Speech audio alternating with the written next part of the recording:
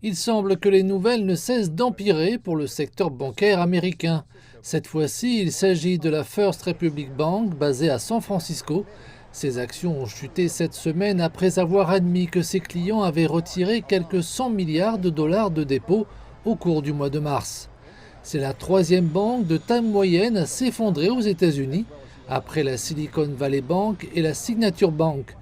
Que s'est-il passé? À ce stade, le refrain est familier. Les banques centrales des pays du monde entier ont considérablement augmenté leur taux d'intérêt dans l'espoir de freiner lentement l'inflation. Cependant, cette mesure a nui aux investissements en obligations que les banques avaient achetés lorsque les taux d'intérêt étaient beaucoup plus bas.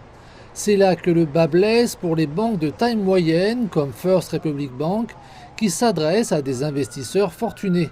Aux États-Unis, la FDIC ne garantit ou n'assure les dépôts qu'à hauteur de 250 000 dollars.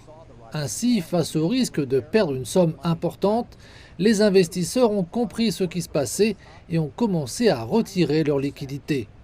Cette décision a entraîné le mois dernier une chute de 90% des actions de First Republic Bank. Les États-Unis ne sont pas les seuls à y faire face. Le géant bancaire suisse Credit Suisse a essayé de rester à flot pendant plusieurs années et était prêt à emprunter 54 milliards de dollars pour consolider ses finances. Toutefois, il a depuis été sauvé par UBS. Le gouvernement américain se concerte avec une demi-douzaine de banques parmi les plus puissantes des États-Unis. Il tente de déterminer la valeur de First Republic Bank. Dans le meilleur des cas, il faut trouver un acheteur et vite.